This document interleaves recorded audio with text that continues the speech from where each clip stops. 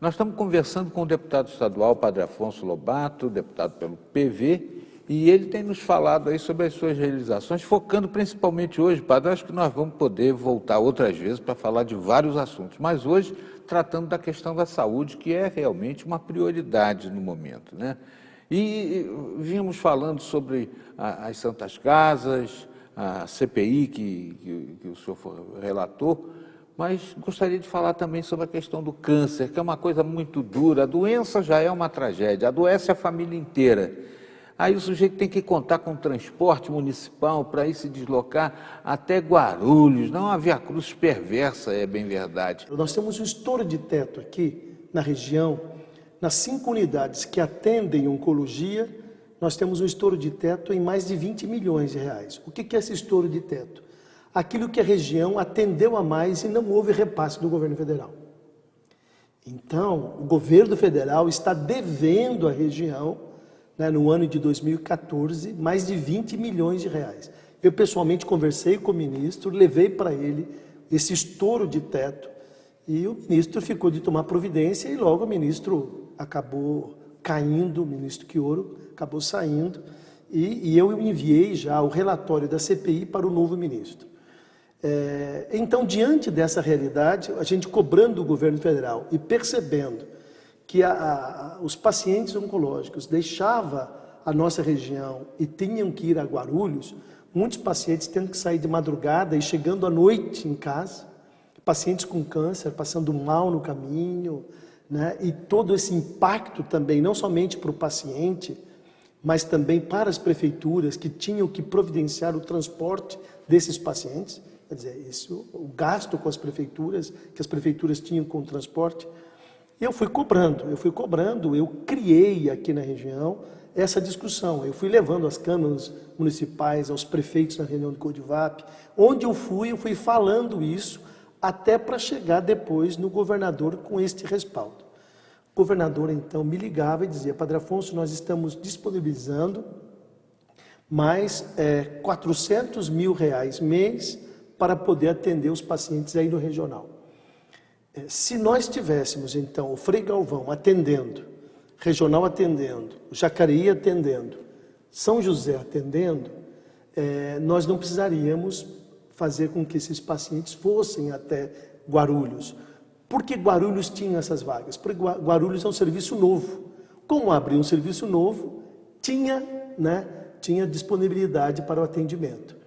Então, eu estava exatamente falando isso. É muito mais fácil você transferir o recurso do que você mudar o paciente. E o governador foi bastante sensível a isso e viabilizou mais esse repasse de 400 mil mês para o Hospital Regional, para ele poder assumir esses pacientes da região. Os pacientes vão até Taubaté. Até Taubaté agora. Em vez de ir até... Não é suficiente. Eu acho que ainda precisa ampliar os serviços. Mas aí onde eu comecei a fazer uma outra discussão. Se nós conseguíssemos exatamente fazer com que o Vale Histórico tivesse uma unidade de referência para atender não somente oncologia, mas para atender toda a alta complexidade do Vale Histórico. Um hospital regional lá. Um hospital regional no Vale. E conseguir também, com o governador, fazer com que o Hospital Frei Galvão se tornasse aí um hospital estruturante. Conversei bastante com o Dr. Davi Wippe, o secretário de Estado da Saúde, Dr. Wilson Polar, o secretário adjunto. Depois conversei com o Frei Galvão e fizemos o levantamento dos casos desses 17 municípios do Vale Histórico. Então nós percebemos, se de fato o Frei Galvão assumir esses 17 municípios, você poderá atender esses pacientes mais próximos de suas casas, atender melhor, e você desafoga um pouco o hospital regional, que tem condições, então, de atender mais e atender melhor. E aí nós estamos nesse processo de implantação de um hospital estruturante em Guaratinguetá, que seria o Frei Galvão. E a Santa Casa, no modelo de Santa Casa sustentável, seria a Santa Casa de Guaratinguetá, que atenderia a média complexidade. A alta complexidade ficaria para o Frei Galvão, de todos esses 17 municípios. Nós estamos em processo de implantação. Questão de cruzeiro, me parece que também era uma questão problemática lá na... Na verdade, o que eu disse ao governador quando eu o convenci a fazer com que o Hospital Frei Galvão se tornasse um hospital estruturante. Eu disse, governador, o senhor coloca dinheiro em todas as santas casas, o senhor coloca um pouquinho em cada uma e não resolve o problema da região.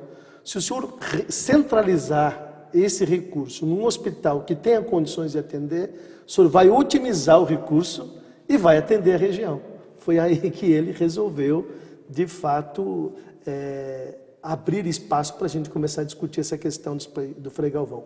Mas o governador assumiu o compromisso de estar ajudando a Santa Casa de Cruzeiro. Santa Casa de Cruzeiro tem um problema de documentação, não pode receber recursos do governo. Portanto, logo que a Santa Casa regularize esse problema, aí o Estado vai também ajudar para que a Santa Casa continue desempenhando o papel importante que a Santa Casa de Cruzeiro sempre desempenhou ali também naquela região. Mas para atender média complexidade. A alta complexidade será atendida pelo Frei Galvão, que seria uma espécie de hospital regional para atender os 17 municípios ali.